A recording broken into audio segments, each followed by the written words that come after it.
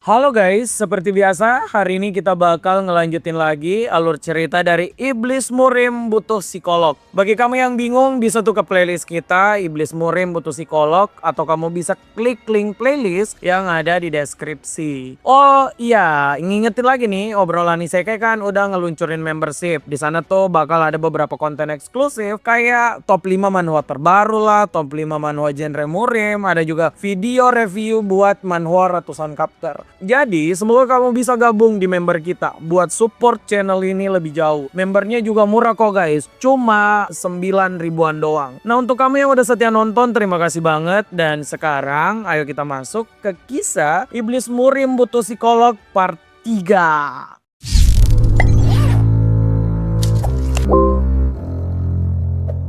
Di video sebelumnya, kita kan udah lihat nih aksi dari Lee Jaha. Pria yang selama ini dianggap gila oleh banyak orang tuh kembali setelah beregresi. Saat kembali, Lee Jaha nih emang OP banget. Mulai dari buat kekacauan di rumah hiburan Plum Blossom, sampai dengan mengalahkan Choi Igul, salah satu dari combor saudara yang terkenal punya ilmu bela diri. Tujuan besar Lee Jaha itu adalah untuk membangun sekte bernama Sekte Hao. Meski pria ini sih dianggap gila ya, sekte yang ingin dia bangun itu adalah sekte yang diimpikan banyak orang tuh. Nggak ada diskriminasi, nggak ada pengambilan pajak semena-mena. Pokoknya tuh orang hidup berdampingan dengan damai.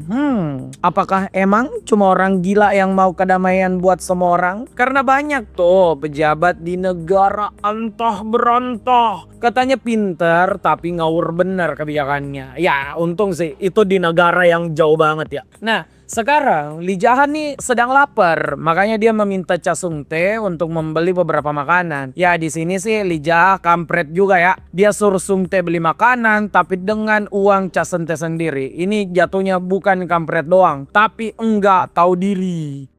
Setelah Cha Sung-tae sampai membawa makanan, Lee Jaha dan Cha Sung-tae nih mulai makan. Lee Jaha bilang kalau Cha Sung-tae nih harus rajin makan ya, karena udah kurus kering kayak mayat hidup. Apalagi uang yang dipakai buat beli makanan kan itu uang Cha Sung-tae sendiri. Jadi Cha Sung-tae harus makan dengan lahap. Lee Jaha bilang kalau Cha Sung-tae nih pasti punya hidup yang oke banget. Karena punya banyak duit dari bisnis haram. Mulai dari ngeksploitasi cewek-cewek muda sampai menipu menjual teh kayak kandang sapi. Kemudian bilang kalau teh itu adalah kualitas nomor 1. Cha Sung-tae yang disebut makan duit haram sih tentu aja tersinggung ya. Lee Jaha yang melihat Cha Sung-tae geram bilang kenapa? Marah? Mau berkelahi? Cha Sung-tae kemudian meminum teh di tangannya dan bilang dia emang marah. Tapi bukan ke Lee Jaha melainkan ke makanan yang dia beli. Katanya tuh rasanya kayak sampah semua. Ya ini sih nggak enaknya ya jadi orang lemah. Harus nurut terus. Padahal emosi Cha Sung-tae mau ngegampar Lee Jaha. Jelas tuh udah sampai di ubun-ubunnya. Cha Sung-tae juga menjaga sikap nih. Karena dia tuh melihat kalau Lee Jaha nih punya potensi buat membalikan prefektur Ilyang. Cha Sung-tae kemudian masuk ke pembahasan yang lebih dalam. Cha Sung-tae tuh menanyakan apa yang akan dilakukan Lee Jaha jika Lee Jaha tuh berhasil membereskan Cho Igul dan Cho Il-sum. Kalau bersaudara Cho meninggal, bukannya Black Cat Union yang jadi backingan mereka itu pasti bakal bergerak. Cha Sung-tae bilang kalau Black Cat Union bergerak, orang-orang prefektur Ilyang kan bisa dalam bahaya.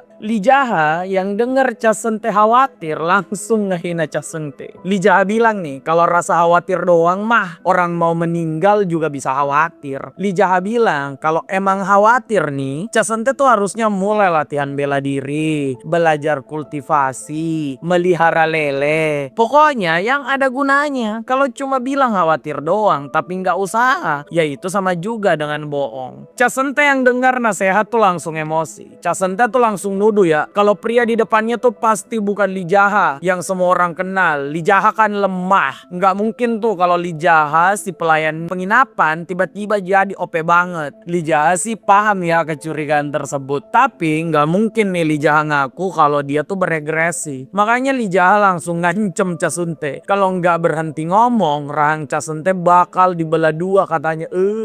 Sakit banget tuh kalau kejadian. Makanya Cha Sung-tae langsung tenang dan menanyakan rencana Lijaha aja. Lijaha nih kayaknya emang terbuka banget ya ke Cha Seung-tae. Lijaha bilang kalau dia tuh selesai makan, dia bakal langsung ke lokasi Cho Il-sum. Lijaha tuh bakal ngeberesin pria tersebut lebih dulu karena si bungsu Cho Sampyung kan nggak tahu di mana. Cha Seung-tae ngejawab dengan santai kalau Cha Sampyung katanya tuh bakal kembali ke prefektur Ilyang dalam beberapa jam. Nah, denger hal ini, Lijaha bilang gimana kalau mereka bagi dua aja. Lijaha ngelawan Cho Il-sum, Cha Seung-tae lawan Cho Samyung. Di sini Cha Seung-tae sih emang kelihatan banget ya lemahnya. Kalau dia kuat nih, dia pasti terima dong tawaran tersebut supaya dia kelihatan berguna kan. Nah, Cha Seung-tae tuh malah nolak dengan berbagai alasan. Matanya sakit lah, paru-parunya panuan lah, kakinya lemes lah. Di sini Lijaha cuma menghela napas karena dia emang tahu Cha Seung-tae nih emang gak ada bakat sama sekali buat bertarung. Tapi bukan berarti pria sipit ini gak guna sama sekali. Lijaha tuh melihat kegunaan otak milik Cha Seung-tae dan juga kecakapan pria ini mengatur rumah hiburan. Lijaha tuh bakal memanfaatkan hal tersebut nantinya. Lijaha langsung menanyakan apa Cha Seung-tae ini bisa ngatur 3 rumah hiburan yang ada di prefektur Ilyang. Lijaha jujur aja kalau rumah hiburan itu emang terkadang membawa stigma negatif sebagai tempat hiburan esek-esek. Tapi Lijaha juga nggak bisa menampik kalau di sana tuh ada banyak orang yang nyari duit. Makanya Lijaha mau kalau dia nantinya ngebuat sekte Hao di prefektur Ilyang. Lijaha tuh mau banget memperbaiki regulasi rumah hiburan, ya dimana rumah hiburan ini nggak ada lagi eksploitasi perempuan muda, apalagi tuh penculikan anak gadis orang. Karena emang ya guys, di zaman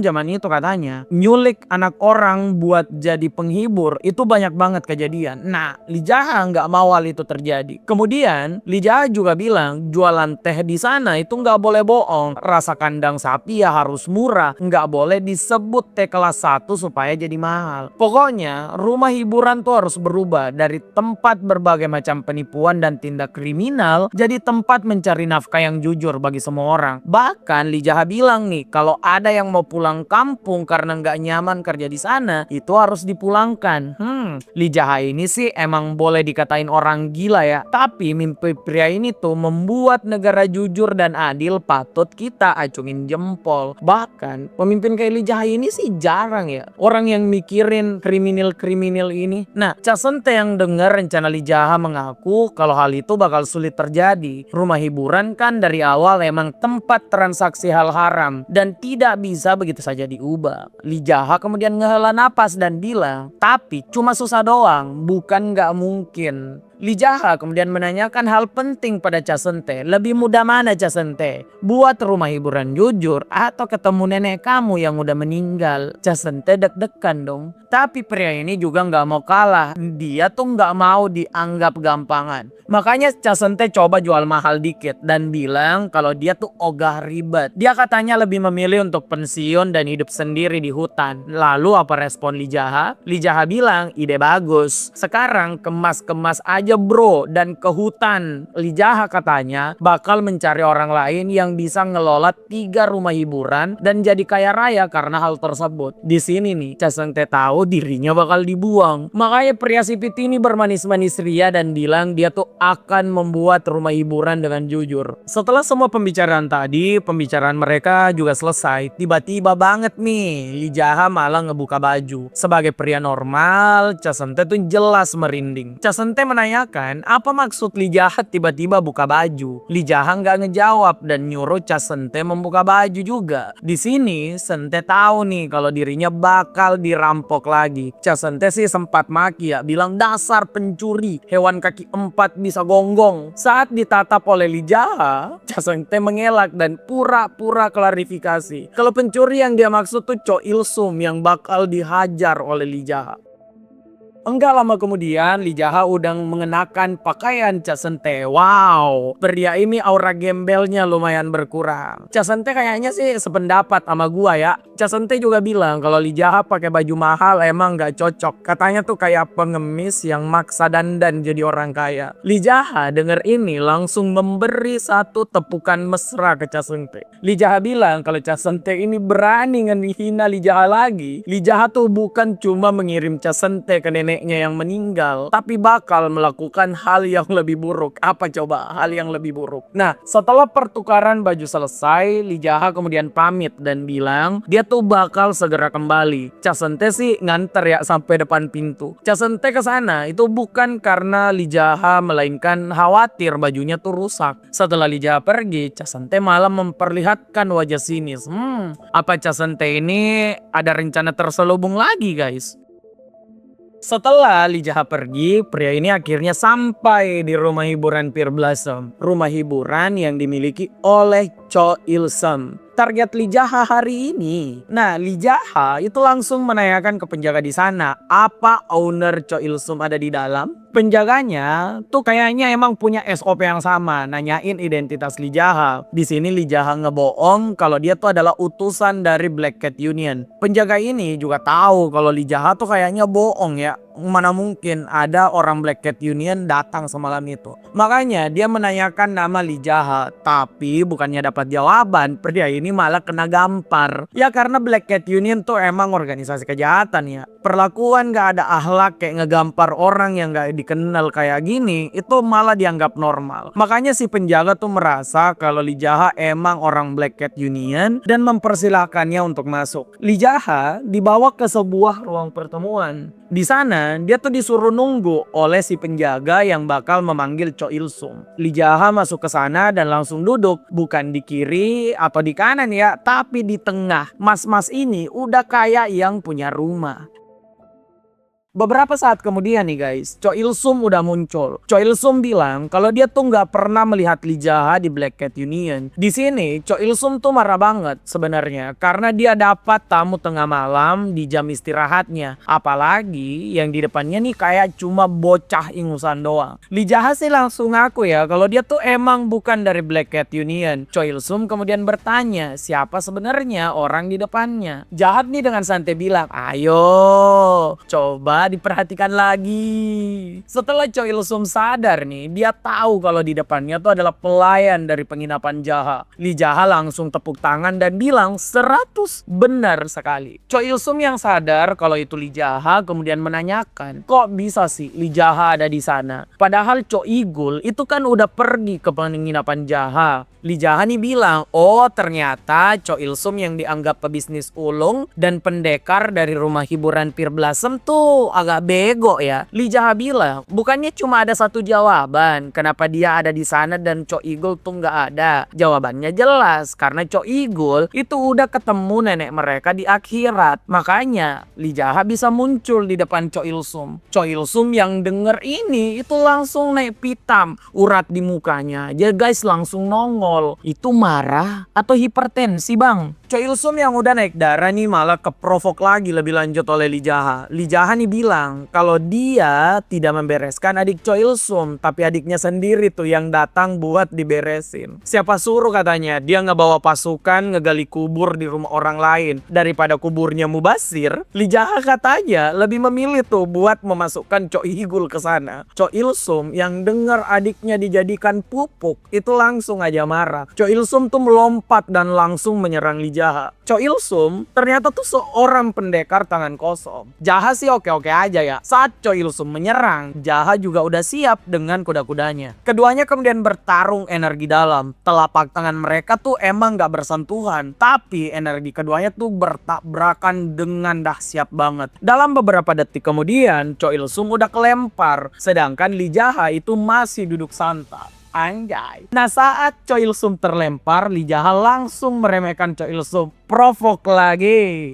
Lee Jaha bilang dia nih gak nyangka kalau penjahat kelas kakap di prefektur Ilyang ternyata tuh lemah banget. Cho Il-sum sih gak ada waktu ya untuk nanggepin hinaan tersebut. Cho Il-sum ini tuh kena mental banget guys. Nggak nyangka Lee Jaha bisa memiliki energi dalam yang jauh lebih banyak darinya. Cho Il-sum jelas kaget sih. Beberapa hari lalu kan Lee Jaha ini cuma pelayan penginapan yang lemah doang. Lee Jaha yang melihat keraguan di mata Cho Il-sum kemudian menanyakan kalau Cho Il-sum ragu, maka Lee Jaha yang bakal maju duluan. Lee Jaha nih menerjang dan pertarungan energi dalam kembali dimulai. Di sini sih Cho Il-sum udah nggak punya kesempatan ya. Lee Jaha tuh mengempaskan Cho Il-sum dengan mudah. Cho Il-sum bahkan terkapar sampai di luar ruangan dan langsung batuk-batuk. Choi Il-sum ini sih kayak kebanyakan penjahat sekarat ya. Dia tuh menanyakan, bagaimana bisa kau menjadi begitu kuat dan memiliki teknik energi dalam lebih dariku? Lee Jaha menatap sinis dan langsung mengangkat mesra si Choi Il-sum. Jaha bilang Choi Il-sum ini gak ada urusan dengan teknik bela diri Lee Jaha. Choi Il-sum ini nih bajingan tengik sesungguhnya menurut Lee Jaha yang coba ngatur-ngatur pelayan dan orang rendahan gak boleh belajar bela diri, sedangkan penjahat kayak dia malah boleh. Yang gak masuk akal lah, gak logis bro. Lee Jaha yang masih memegang mesra Choi Il-sum nih kemudian mengatakan kalau Choi Il-sum ini sampah yang emang kotorin prefektur Ilyang. Pria ini udah bertahun-tahun tuh ngejebak, menipu, bahkan membuat bangkrut orang lain untuk kepentingannya sendiri. Pokoknya Choi Il-sum ini sampah masyarakat. Lee Jaha emosi banget ya lihat sampah masyarakat ini. Lebih emosi lagi karena Choi Il-sum ini ternyata lemah banget. Makanya Lee Jaha nih langsung ngebanting Choi Il-sum ke lantai dan membuat pria ini ketemu dengan nenek dan adeknya. Setelah Choi Il-sum dibereskan, seluruh anak buah Choi Il-sum baru aja muncul. Ya, mereka ini mirip karakter polisi Bollywood. Baru datang, masalah udah selesai. Mereka semua ini marah ya dan bilang mau menyerang Lee Jaha. Lee Jaha dengan simpel bilang, berisik, maju aja kalau mau. Kalau emang kalian maju, Lee Jaha katanya siap tuh ngebawa mereka ke neraka, ngopi dengan bos mereka. Di sini Lee Jaha kan dianggap sebagai utusan Black Cat Union nih sama anak buah dari Choi Il-sum. Jadi Lee Jaha sekalian aja menipu mereka semua. Lee Jaha bilang kalau dia tuh ngeberesin Choi Il-sum karena Choi Il-sum ini penjahat nggak tahu diri yang nggak layak hidup. Lee Jaha nih menegaskan kalau rencana pembangunan cabang Black Cat Union dibatalkan oleh pemimpin Black Cat Union. Ya kita tahu sih semua ini bohong, tapi kayaknya semuanya tuh percaya. Jadi Lee Jaha mau mereka semua menutup mulut dan jangan membicarakan tentang Black Cat Union lagi atau juga tentang Choi Il-sum. Lee Jaha menyuruh mereka semua minggir karena dia mau pulang katanya nonton Netflix. Kan ada tuh drakor baru. Nah, saat Lee Jaha mulai berjalan di tengah kerumunan pasukan rumah hiburan Pearl Blossom, seseorang di sana tuh kemudian mengenali kalau Lee Jaha adalah pelayan dari penginapan Jaha. Katanya cuma bajunya doang tuh yang berubah, tapi mukanya tuh emang sama persis. Lee Jaha kemudian berbalik dan mengatakan kebenaran. Dia tuh emang bukan dari Black Cat Union dan dia itu emang pelayan penginapan Jaha. Terus, kenapa kalau dia seorang pelayan? Di sana ada yang berani maju kah? Kalau Choi Il-sum aja ketemu adiknya di neraka, Lee Jaha ngaku kalau dia tuh siap ngebawa mereka semua ini ke neraka di tempat Choi Il-sum lagi ngopi. Semua orang jelas tegang dong karena mereka tuh tahu mereka nggak akan bisa melawan Lee Jaha. Seseorang kemudian menanyakan kenapa Lee Jaha ngeberesin Choi Il-sum secara tiba-tiba banget. Lee Jaha nggak ngejawab dan malah bertanya, kalian pernah nggak sih najain ke bos kalian itu si Choi Il-sum? Kenapa si Choi Il-sum ini kok bisa selama bertahun-tahun itu ngeberesin orang lain cuma untuk keuntungan pribadi? Jadi sebut saja ini tuh karma buat dia. Para pencebok Choi Il-sum ini langsung gagu. Mereka tuh tahu kalau mereka tuh emang udah membiarkan Choi Il-sum melakukan kejahatan. Jadi Lee Jaha langsung pulang dan bilang kalau dia tuh bisa menerima tantangan duel. Kalau ada yang mau ketemu Choi Il-sum di neraka, ya datang aja. Nah, enggak lama kemudian Lee Jaha udah sampai nih di penginapan Jaha. Cha Seung-tae yang ada di sana tentu menanyakan, kok bisa Lee Jaha pulang cepet? Bukannya Lee Jaha mau ngeberesin Choi Il-sum? Lee Jaha dengan santai ngejawab kalau Choi Il-sum udah beres, jadi dia tuh bisa pulang. Cha Seung-tae nih jelas ngamatin ya, nih orang bohong atau enggak ya? Choi Il-sum itu kan dikenal sebagai pendekar kompeten, tapi Lee Jaha ini itu pulang bahkan tanpa terluka dan cepet banget sih. Melihat muka Cha Seung-tae berpikir keras, Lee Jaha langsung bilang kalau Cha Seung-tae ini nggak percaya, Cha Seung-tae bisa tuh lari ke rumah hiburan Pearl Blossom untuk tahu keadaan si goblok Choi Gul. Lee Jaha kemudian mau masuk ke kamarnya. Nah tapi sebelum Jaha masuk ke dalam kamarnya, dia tuh ngeperingatin Cha Seung-tae lagi. Kalau Cha Seung-tae mau selamat, maka pria sipit ini katanya harus membersihkan penginapan sebelum pulang dan juga jangan lupa cuci piring. Li Jaha sih kampret bener ya ke Cha Seung-tae. Ngelihat Cha Seung-tae udah jadi ATM, sekarang malah dilihat jadi pelayan. Udah disuruh mentraktir, pakaiannya dirampok. Sekarang disuruh bersih-bersih penginapan. Cha Seung-tae yang denger ini emosi banget ya karena nggak sudi melakukan hal tersebut. Cha Seung-tae kemudian celingak-celinguk dan bilang, "Hah, mana sapunya bangsa?" Cha Seung-tae ini guys udah fix takut sama Li Jaha.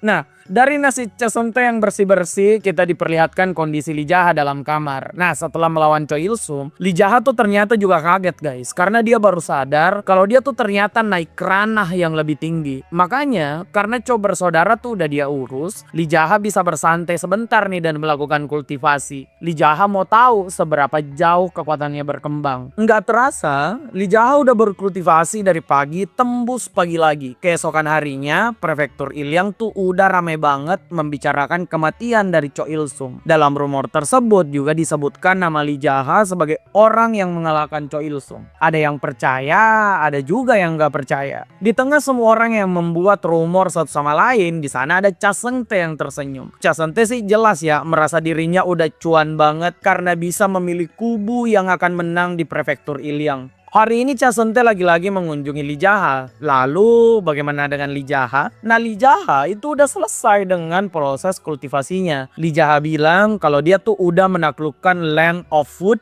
dan mendekat ke Land of Darkness. Teknik kultivasi dan power scaling Li Jaha ini guys emang agak unik dan membingungkan. Ranahnya tuh memiliki tingkatan yang menggunakan nama kayak Land of Steel, Land of Wood, Land of Darkness, dan land-land lainnya. Saking uniknya, gua tuh sampai nggak ngerti dan kayaknya ini emang cuma Jaha dan autornya yang ngerti. Ya, balik lagi ke ceritanya. Li Jaha tuh jelas merasa seneng dong dengan apa yang dia capai. Li Jaha percaya kalau dirinya tuh bisa melampaui kekuatannya di kehidupan sebelumnya. Setelah Li Jaha ngecek kekuatannya, Li Jaha juga baru sadar kalau ruangannya tuh udah berantakan banget. Bukan cuma berantakan ya, tapi juga bau bangke. Li Jaha tahu dia nggak cepirit, tapi bau ini tuh datang dari hasil kultivasinya semalaman suntuk. Di dunia murim, naik ranah kayak gini tuh emang sering mengekstrak racun dan kotoran dari dalam tubuh, makanya tuh baunya bangke banget. Saat Li Jaha sadar kalau ruangannya berantakan, Li Jaha kemudian mendengar seseorang berteriak di luar kalau baunya tuh busuk banget. Saat Li Jaha keluar, di sana ternyata udah ada Cha Seung-tae. Cha Seung-tae ini nutup hidung dan mempertanyakan apa yang dilakukan Li Jaha di dalam kamarnya. Mandi cepirit kah bang? Sampai bau bangke kayak gini. Li Jaha yang denger ini itu emosi banget dan mau mukul Cha Seung-tae. Tapi sebelum Jaha bergerak ya, Cha Seung-tae ini udah kabur dan muntah nggak karuan di depan penginapan. Li Jaha sih makin emosi ya, mau ngegampar Cha Seung-tae.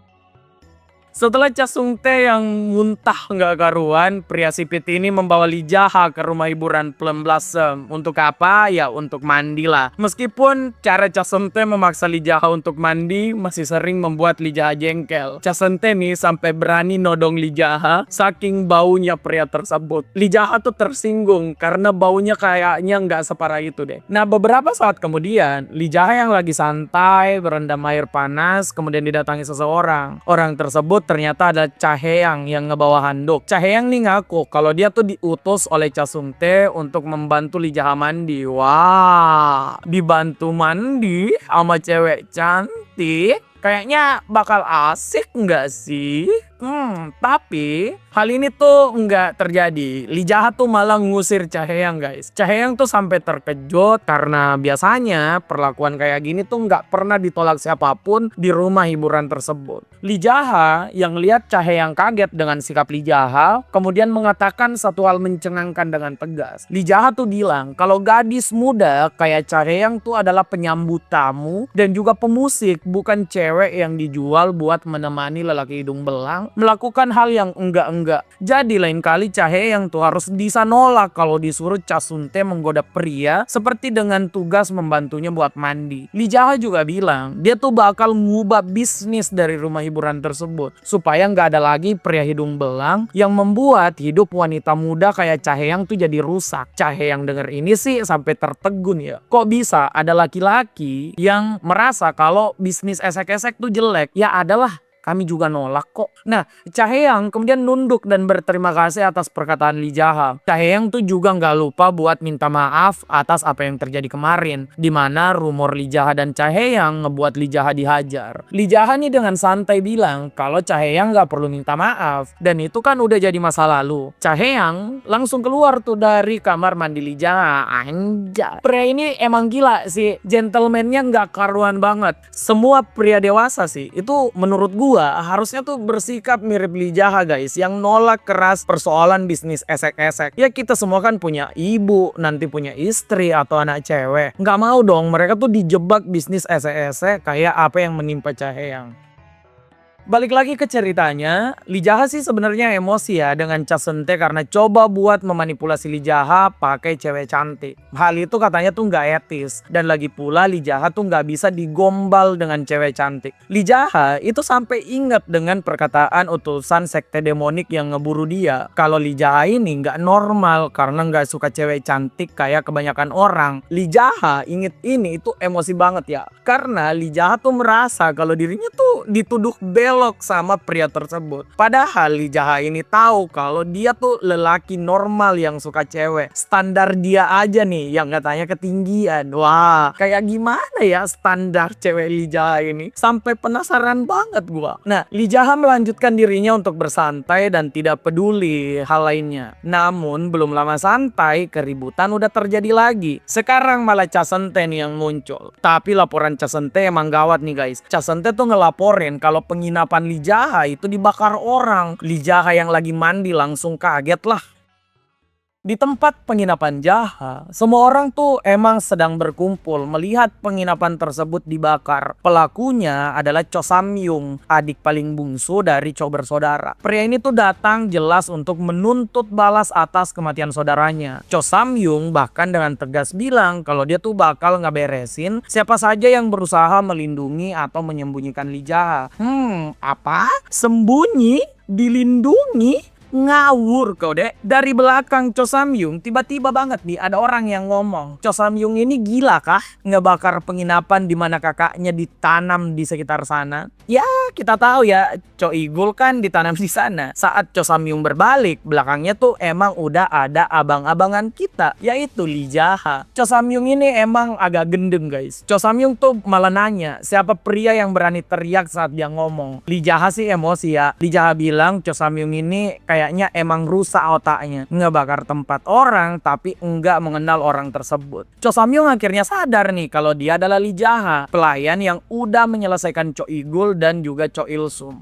Cho Sam-young nih ternyata nggak datang sendirian guys. Ada seorang pria di dekat Cho Sam-young yang pakai baju hitam. Pria ini tuh bertanya pada Sam-young, apa si Lee Jae-ha ini nih yang jadi incaran Sam-young? Sam-young membenarkan. Pria ini kemudian menertawakan Cho Sam-young dan dua saudaranya yang udah meninggal. Pria baju hitam ini bilang kalau Cho bersaudara kayaknya sih penuh dengan omong kosong ya. Mau jadi bagian dari Black Cat Union tapi ngeberesin pelayan kurus aja itu nggak bisa. Pria baju hitam ini kemudian bilang kalau dia tuh nggak akan menganggap Cho Sam-young sebagai orang berguna jika si pria baju hitam yang harus turun tangan mengeluarkan pedangnya buat melawan seorang pelayan kayak Lee Jae-ha. Jadi jika Cho Sam-young tetap mau mendirikan cabang Black Cat Union di prefektur Ilyang, maka Cho Sam-young tuh harus menyelesaikan Lee Jae-ha dengan tangannya sendiri. Cho Sam-young langsung kaget dong dengan arahan tersebut, tapi sepertinya dia tuh juga nggak berani menentang pria baju hitam tadi. Lee Jae-ha yang dengar kalau Cho Sam-young harus melawannya seorang diri, kemudian membual kalau benar Cho Sam-young tuh harus maju sendiri, jangan ngandelin orang lain. Lee Jae-ha juga bilang kalau mereka berdua itu bakal bertarung sampai ada yang OTW akhirat. Pria baju hitam ini kemudian memuji keberanian Lee Jae-ha. Pria baju hitam akhirnya memperkenalkan dirinya guys. Namanya tuh Neung Ji-seok, member dari Black Cat Union dari Kastil Dark Hurricane. Neung Ji-seok ini mengaku kalau dia nih yang bakal jadi saksi dalam pertarungan Lee Jae-ha melawan Cho Sam-young. Enggak lama kemudian, keduanya udah berdiri di depan penginapan yang berkobar. Cho Sam-young tegang banget dong, karena tahu kakaknya yang lebih kuat aja tuh diberesin Lee Jae-ha. Jaha. Lee Jaha di lain sisi malah memuji si Neng Jiseok. Lee Jaha bilang kalau pria tersebut kayaknya punya otak dikit karena membiarkan Samyung bertarung duluan karena udah jelas si Neng Jiseok ini mau menilai kekuatan Lee Jaha. Tapi menurut Lee Jaha itu nggak masalah. Lee Jaha tuh sekarang berfokus pada Cho Samyung. Lee Jaha tuh menatap dengan tajam yang membuat Cho Samyung merinding. Cho Samyung yang tegang nih bilang ke Lee Jaha untuk menarik pedang. Lee Jaha sih ngaku ya kalau dia tuh nggak sudi menarik pedang melawan pria lemah kayak Cho Samyung. Cho Samyung tuh emosi banget dan langsung menyerang. Ya namanya juga emosi, kadang goblok kan.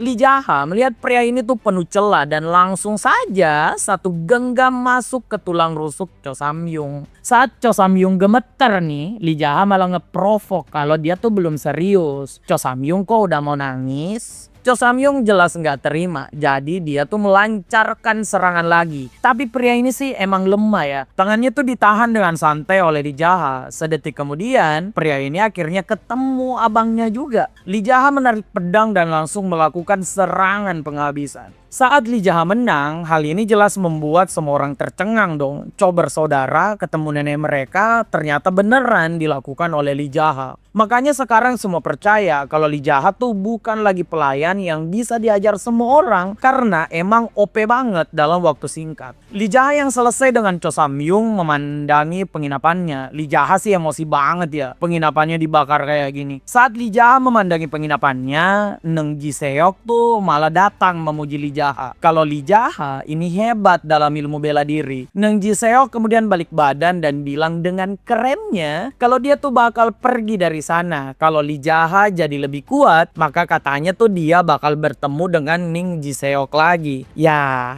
si Neng Jiseok ini sih ala-ala villain kuat banget ya, yang biasanya tuh bakal membuat pemeran utama mau balas dendam setelah latihan keras. Tapi itu kalau ceritanya pasaran. Kita tahu kalau cerita di sini tuh selalu out of the box. Lee Jaha tuh menghentikan Neng Jiseok dan menanyakan, pria itu mau kemana? Mau kemana lo? Neng Jiseok itu masih mempertahankan dia berlagak sok kuat dan bilang ke Jaha, apa Jaha siap melawan pria kepercayaan Black Cat Union? Jaha denger ini itu makin beringas. Jaha tuh mengacungkan pedang dan bilang, dia nih emang orang gila ya. Dia tuh banyak dikatain gila, tapi Jaha ngaku dia tuh nggak cukup gila membiarkan orang yang membakar penginapannya pulang begitu aja. Jadi Lee Jaha bilang ke Neng Jiseok berhenti sok keras dan bertarung satu lawan satu melawan Lee Jaha. Apa yang dilakukan Neng Jiseok? Apa pria ini mau melawan? Tidak guys, pria sok keras ini malah kabur. Lee Jaha yang lihat hal ini langsung menggunakan teknik langkah miliknya buat ngejar. Dalam sekejap, pria ini tuh berada di depan Neng Jiseok. Neng Jiseok kemudian menyerang menggunakan energi dalam, tapi ya itu nggak guna. Lee Jaha tuh udah jago banget. Lee Jaha langsung menggunakan tebasan pedangnya, ki pedang yang melayang, itu langsung membuat Neng Jiseok ikutan tumbang. Lah, dari tadi banyak bacot, ternyata selama ini pantas aja kabur. Pelajaran untuk semua orang ini sih, jangan jadi sok keras kayak Neng Jiseok. Apalagi jadi sok banyak urusan. Andai pria ini ngecil di rumahnya, minum kopi, makan pisang goreng, pria ini tuh masih selamat. Tapi dia memutuskan pergi cari masalah dan meninggal. Dengan Jaha ngeberesin Cho bersaudara dan juga utusan resmi dari Black Cat Union, masalah Jaha ini kan bakal lebih besar dong. Apa nih yang bakal Jaha lakukan? Penasaran guys? Kita nantikan aja kelanjutan di video berikutnya. Oh iya, ngingetin lagi, kita kan udah ngeluncurin member. Membernya murah, cuma 9.000. Ada juga beberapa konten eksklusif di sana. Semoga kamu bisa support kita lebih jauh guys, supaya channelnya tuh makin panjang umur. Terima kasih yang udah nonton sampai akhir. Bagi kamu yang senang dengan konten obrolan isekai, kita juga punya banyak garapan di playlist. Kamu bisa ngecek semuanya di sana, durasinya udah belasan sampai puluhan jam. Nah untuk sekarang sampai jumpa lagi dan jangan lupa komen, like, share dan subscribe obrolan isekai.